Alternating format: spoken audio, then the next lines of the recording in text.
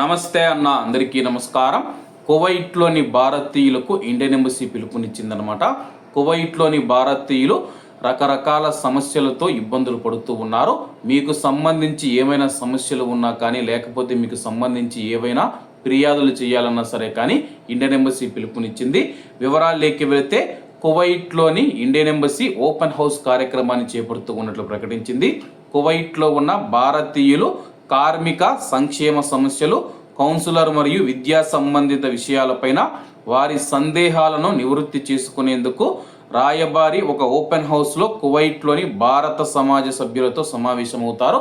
ప్రస్తుతం ఉన్న భారత రాయబారి పరిమితా త్రిపాఠి గారు ఎవరైతే ఉన్నారో ఆమె భారతీయులను నేరుగా కలిసి వాళ్ళ యొక్క సమస్యలను తెలుసుకుంటారని చెప్పేసి, కువైట్లో ఉన్న భారతీయులు మీకేవైనా సమస్యలు ఉంటే కానీ గురువారం మే 7వ తేదీ 2026 మధ్యాహ్నం 3 గంటలకు భారత రాయబారి కార్యాలయం, Kuwait diplomatic enclave, Arabian Gulf street, post box number 1450, Safat, Kuwait అన్నమాట.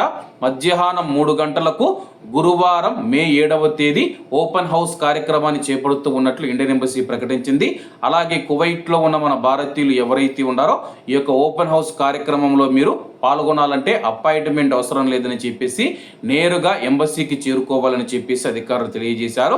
ఓపెన్ హౌస్ సమయంలో ఎటువంటి కౌన్సిలర్ సేవలు అంటే పాస్పోర్ట్ రెన్యువల్ కానీ, ఏదైనా డాక్యుమెంట్లు జారీ చేయడం కానీ, ధృవీకరణ మొదలైనవి అందించబడవని చెప్పి గమనించగలరన్నమాట. అలాగే ఎవరైనా సరే కానీ మే 7వ తేదీ పాస్పోర్ట్ రెన్యువల్ అని చెప్పేసి, డాక్యుమెంట్లు కావాలని చెప్పేసి, లేకపోతే ఇతర రకాల పత్రాలు కావాలని చెప్పేసి ఎంబసీకి ఎవరు రావద్దు. మీ సమస్యలపైన భారత రాయబారి పరిమితా త్రిపాఠి గారితో నేరుగా మాట్లాడి మీ యొక్క సమస్యలను చెప్పుకుంటే సకాలంలో ఆ యొక్క సమస్యలను పరిష్కరిస్తామని చెప్పి ఎంబసీ పిలుపునిచ్చింది. కాబట్టి అందరూ బాగుండాలి, అందులో మనం ఉండాలి. అందరికీ నమస్తే అన్న, జై హింద్.